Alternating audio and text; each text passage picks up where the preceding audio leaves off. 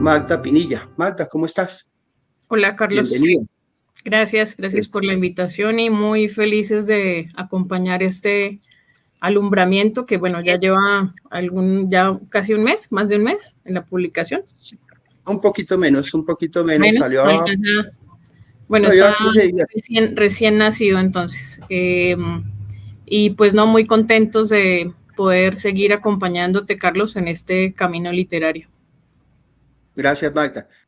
Bueno, entonces vamos a iniciar con la lectura de esta reseña. Carlos Castillo Quintero, Miraflores, Boyacá, 1966. Escritor, editor y director de talleres de escritura creativa. Ha publicado las novelas Hormigas de Cristal, 2023, Peces de Nieve, 2018, Gente Rara en el Balcón, 2016 y Alicia Cocaine en el año 2016. Los libros de cuento Verano Feliz y otros cuentos, 2021, Dalila Dreaming, 2015, Espiral al Sur, 2013, Carroñera, 2007 y Los Inmortales en el año 2000.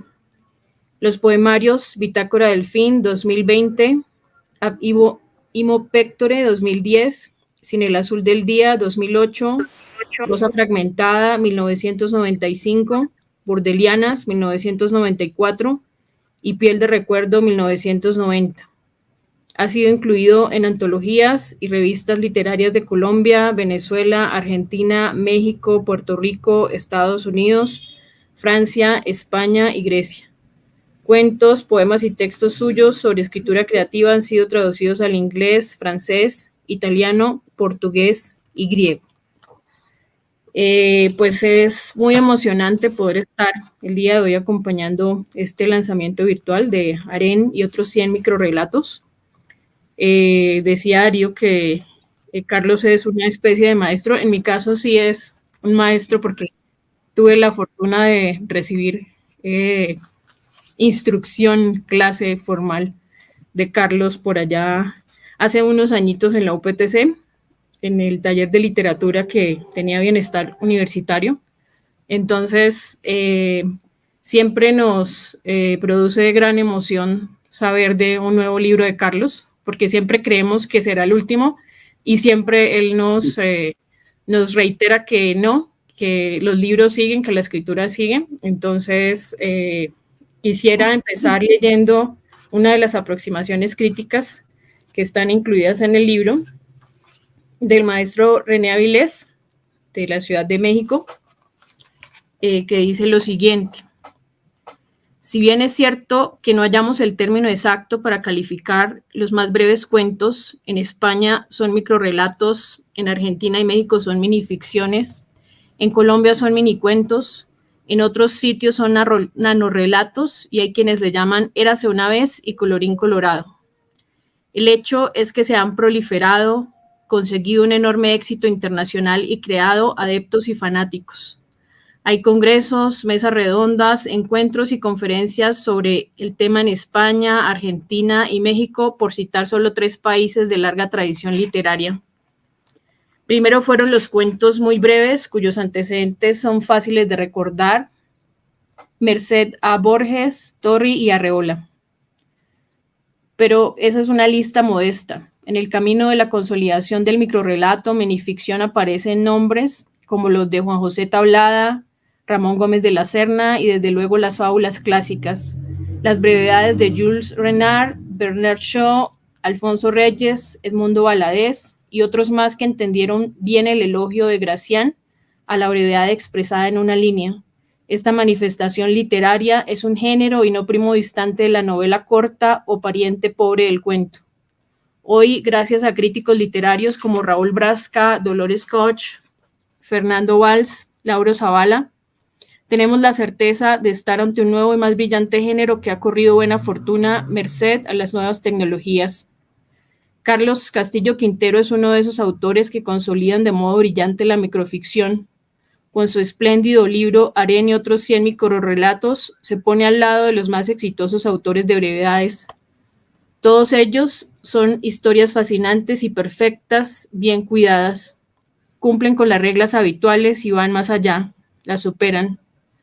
Cada texto tiene sus propios méritos y muestra lo clave en la creación de este género: talento, sensibilidad, inteligencia e imaginación. El libro, como los mejores del microrrelato, es de una gran riqueza. No induce al lector hacia un determinado final, le permite hacer su propia versión mientras lee unas cuantas líneas. El rigor de Carlos Castillo Quintero sorprende. Ha cuidado sus microrrelatos con esmero. Son pequeñas joyas elaboradas con prosa poética, bellas cajitas chinas y no voluminosos armarios europeos. Me parece, lo digo con la experiencia de ser un autor de este tipo de prosas de muchas décadas, que no hay desperdicio. Cada microrrelato es en sí mismo una obra de arte, su perfección asombra. Juntos hacen un libro extraordinario que deberá ser leído una y otra vez, en orden o sin él, para disfrutar cada relato y apreciar la imaginación del autor. Los autores clásicos están presentes y uno puede hacer su propia lectura ante las múltiples propuestas y sugerencias del autor. Libro feliz, afortunado, me permitió ver realmente cumplido el sueño de todo microrrelatista, el de crearlos con orden, arroparlos y dejar en manos de los lectores una obra de extraña perfección. Unos microrrelatos pueden gustarnos más que otros, como los preludios de Chopin, pero ninguno nos será indiferente. René Avilés, Ciudad de México, mayo 24 del 2016. Bueno, ya escuchándolos hablar un poco sobre este tema de la crítica, digamos que importante también el poder dejar como ese registro, ¿no? Porque pues se lee, pero digamos que esa producción, hablando de esa lectura juiciosa que se hace de los libros, todavía hace falta. Digamos que ese terreno todavía está como desierto, no sé si en Boyacá solamente, seguramente en otros territorios, pero pues teniendo, no sé, maestría en literatura, la UPTC, teniendo las carreras relacionadas con literatura, hace falta apuntarle un poco más y también a ese trabajo de escritores boyacenses, ¿no? Porque hacía el ejercicio, creo que era Elizabeth en algún taller que dictaba, nómbreme 3 escritores boyacenses a estudiantes de grado 10º y 11 y difícilmente decían un nombre, ¿no? Yo quisiera apuntar algunos elementos que para mí fueron muy destacados en el libro. Intenté hacer como una cartografía y al final resultó que esa cartografía de los textos de Aren y otros 100 microrrelatos caía un poco como en el asunto de los temas. Entonces yo los agrupé como por temas y me resultaron como unas categorías interesantes. Mis favoritos son los que tienen que ver con esa palabra de carroñero, ¿no? Que para Carlos es muy importante, no solamente en este libro, sino que hace parte ya de como todo el estilo escritural que tiene, y son esos textos que son crudos y terribles y que lo golpean a uno de una manera brutal. Recuerdo algunos que tengo acá como resaltados, como el de Árbol, que creo que lo leíamos hace algunos días, de esos microrrelatos, los que realmente logran a uno golpearlo fuerte, y son todos esos que tienen como ese trasfondo terrible, crudo, a veces perverso, pero que con los cuales pues digamos que me identifico, ¿no? Estaba mencionando el microrrelato de El Árbol, uno que uno diría que no es tan fuerte, pero al final sí, que es el de Rosa Triste, que es como una especie de tríptico que nos cuenta desde varios ángulos esta situación del niño, la rosa y el anillo. Y es tremendo. La versión definitiva, ¿no? Todos los que hablan sobre ese proceso del escritor, todas esas luchas y batallas que seguramente no se alcanzan a vislumbrar en el producto que es el libro, pero que uno sabe que están ahí en ese trasfondo. Los tristes también, esa imagen de estos personajes que uno asumiría que hay un gato por ahí observando allá la ventana y que realmente no hay nada, ¿no? Entonces, ese tipo de textos Y hay otro territorio que son esos textos que de alguna manera también son un homenaje a la lectura, ¿no? A los libros clásicos, a los escritores amados. Recuerdo particularmente, se me fue el nombre, pero donde está Borges en el laberinto de Asterión y resulta ser el monstruo. Pero no digamos el final porque pues son breves y pues ahí ya matamos todo el efecto, ¿no? Y digamos que la minificción tiene unas características particulares, decían ahorita ustedes mismos y lo decía también el maestro Raúl, en el asunto del género, ¿no? Cómo hay ciertas características que pueden fácilmente cambiar porque es como de esos géneros que tiene como varias formas o es camaleónico. Y en estos tiempos en que las redes sociales infortunadamente suelen caer en el facilismo, cómo se inscribe la minificción, ¿no? En el caso de Carlos, el poder abordar diferentes temas, diferentes extensiones, o sea, no hay como unas normas ni unas pautas, sino simplemente unas características del género, como lo híbrido, como lo intertextual, pero que Carlos como que reconfigura todo eso que ya por la experiencia de la escritura, no solamente de narrativa, sino también de poesía. O sea, Carlos tiene una ventaja que es que atraviesa todos esos territorios de una manera muy fácil y eso lo vemos en estos textos, ¿no? Que como él decía ahorita son un trabajo de años. Hay textos de los inmortales, de Carroñera. Entonces, ¿cómo es esa posición del escritor en este género que alguien podría aventurarse a pensar que es fácil por la extensión, pero que definitivamente no lo es, ¿no? Se cae casi que en los límites, Darío, que sabe un poco más sobre el tema de los aforismos, cómo lograr que en esas pocas líneas se logre redondear ese texto para que nos quede la obra literaria que son estos microrelatos. Muy acertado lo que mencionaban el maestro Manuel y el maestro Pacho, sobre todo con la presencia de esos fantasmas, ¿no? A veces uno siente que uno es parte de todo ese grupo de personajes fantasmagóricos y esas apariciones que están en los microrelatos. Si quieres, mientras Alvarito soluciona lo de la cámara, voy a leer dos textos. Entonces, el primero que lo ha mencionado Darío, cartografía. Cuando completó el mapa de las infidelidades de su esposa, se sintió tranquilo, seguro de conocer la verdadera extensión del desencuentro. Y con aquella bitácora de náufrago continuó viviendo. Hizo caso omiso a los desplantes, a la prisa, al hartazgo de ella. Se habituó a sus razones de semáforo loco, a las migajas, a la ausencia, hasta convertirse en un accidente, en una borrosa señal, en una intrascendente convención en la geografía de la infiel.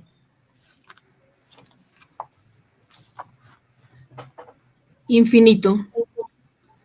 Ahí, en donde antes estuvo su corazón, ahora solo hay un hueco, un abismo, un agujero negro que se traga todo, insaciable.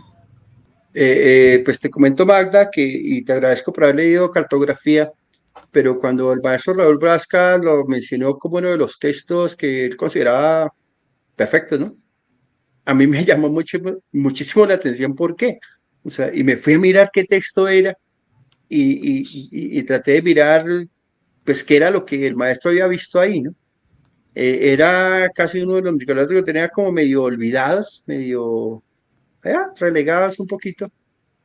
Y claro, este comentario de alguien tan importante, digamos, como crítico del relato, me hizo verlo con otros ojos, ¿no? Eh, claro, a diferencia de Infinito, el otro que leíste, que me parece, qué pena decirlo, pero me parece un texto superior, o sea, es de los textos que más me impactan a mí del libro. Y la carga poética, ¿no? También lo mencionaba Miller ahorita. Y lo que decía un poco también el maestro Pacho del lector, ¿no? Cómo cada lector asume desde su posición el texto de diversas maneras. y un poco es el ejercicio que es exigente de la lectura de los microrelatos. Si bien hay textos que, digamos, que funcionan para cualquier lector casual, hay otros que sí requieren como ese ejercicio de pensar y de repensar, jugando un poco al título del libro que mencionabas de Mario Lebrero, ¿no? Máquina de pensar, es microrelato, ¿no? Hay un ejercicio ahí también intelectual que se puede resolver fácilmente, digamos, para un lector que no esté como muy acostumbrado a este género, que es la facilidad que tenemos ahora de googlear una palabra y eso ya nos abre todas esas ventanas allá digitales para encontrar como esos caminos, ¿no? Me pasaba bueno, con el primer texto, yo no conocía la historia de este visir persa que cargaba todos esos libros en esos camellos, hasta que fui a buscarlo y vi la conexión allá con Baldor, con el cubano, que todos piensan que es árabe, ¿no? Y que es por allá un antiguo escritor y resulta que no, que era un cubano que incluso era abogado y estaba interesado en enseñar matemáticas. Entonces, ¿cómo se va conectando todas esas historias y ahora tenemos esa facilidad que, bueno, esta palabra no sé qué tiene que ver acá, pero voy a buscarla y ya se nos empieza a abrir como ese panorama que es el microrrelato, ¿no? Es híbrido y es intertextual y nos permite de alguna manera también aprender un poco lo que decía Miller, ¿no? Como una clase magistral de escritura con un texto que está muy a la par de nuestros lectores contemporáneos o actuales o incluso de nuestros estudiantes que quieren todo ya, rápido. Entonces permite conectar las dos cosas, ¿no? Esa lectura que uno pensaría que es sencilla, pero no lo es y que invita a pensar. Sí, digamos que en la gama amplia que abarcan todos estos microrelatos, volviendo un poco al tema de todo lo que alcanzas como a tocar, estos relatos que son un poco más crudos, más terribles, los que mencionabas ahorita que tienen que ver con, de alguna manera, exorcizar el tema de lo social y de lo político, ¿no? Que yo podría casi que adivinar que tu posición frente a eso es que lo más importante siempre es la buena escritura por encima de cualquier idea o de cualquier pensamiento, de cualquier ideología, es que se está haciendo literatura y que debe estar bien escrito independientemente no sé, de la postura, supongamos que política o la crítica incluso al gobierno, ¿no? Que hay varios textos que son bastante discientes en ese aspecto. Recuerdo el de las estatuas de los próceres o incluso los mismos que hablan sobre el estallido social, ¿no? Que son una serie de textos que están en ese mismo tono, el de la Cruz de Boyacá, o sea, hay una crítica, pero más allá de esa función social o política está escribirlo bien, ¿no? Yo podría adivinar que esa es como tu postura porque creo que te conozco un poco. Eso, Magda, entonces te pedimos que leas Harem. Sí. Me parece válido el comentario de Neil en el sentido de que es el que le da el título del libro. Aren, dicen los que conocen el trajín de la historia y de los hombres, pero Alá sabe más, que el gran visir persa Abdul Qasim Ismael, que vivió hacia finales del siglo X, viajaba siempre con su biblioteca compuesta por 117.000 libros. El sabio visir atravesaba el desierto acompañado de 400 camellos, cada uno con cerca de 300 volúmenes. Los camellos caminaban en fila india y en orden alfabético, facilitando a los camelleros la rápida ubicación de cualquier obra que solicitara su amo. Cada camello, además, llevaba en su joroba un catálogo de aquello que transportaba. Dicen que tal prodigio ambulante no aseguraba solamente la satisfacción intelectual del gran visir, sino que correspondía también al inventario de cada una de las 117.000 concubinas que tenía en su harén. Estas mujeres, a quienes no podía llevar con él a través de su reino de arena, eran, como es de suponer, de distinta procedencia, edad, raza, carácter y voluptuosidad. Y al igual que los libros, le habían procurado momentos de placer de los que no podía desprenderse nunca. En la D, por ejemplo, estaba catalogada Denali. una esclava hindú que medía cerca de 2 metros y cuyo vientre le transmitía una tranquilidad parecida a las estrofas del Shanam. En la A, camello que consultaba con frecuencia lo aguardaba Anaí, la de senos pequeños y caderas apretadas, casi una niña reparadora como los versos de una receta de Avicena, quien además le recordaba a Admes, un esclavo de ojos azules que escanciaba vino en el palacio de su padre allá hacía muchos años, cuando él todavía no era señor de Persia. En esa caravana, así el gran visir no lo quisiera, también estaba la temida letra I, y montada en esa joroba lo seguía a todas partes Ishtar, la madre de su heredero, la de muslos insomnes y lengua irrefrenable, a quien el visir relacionaba con un endiablado libro que generaba cojera en el animal que lo cargaba.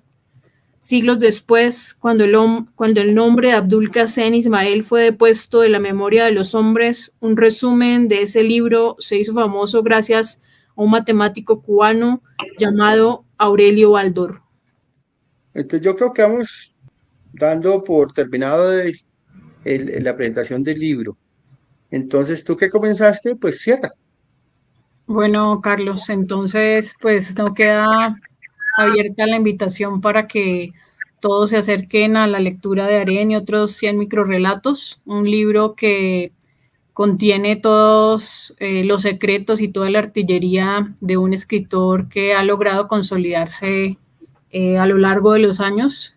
Es un ejemplo de maestría y de ingenio que no deben desaprovechar. Lo mencionaba Alvarito, ¿no? Aprovechar que tenemos a estos escritores presentes y cercanos a nosotros. Entonces, acercarse a la lectura de este libro. Decía también el maestro Manuel que no había pierde si uno abría, o no sé si era Pachito, si uno abría en cualquier página, tenía la garantía de que ese texto que estaba ahí iba a ser un dardo allá, inoculando ya el veneno para seguir la lectura. Entonces, esa es como la invitación final. A adquirir el libro Aren y otros 100 microrelatos de Urdelianas Poetry, ahí con Carlos que directamente lo firma y lo dedica. Pues Magda, agradecerte muchísimo tu presencia, tu participación en este evento, tu compañía. Mi corazón se llena de alegría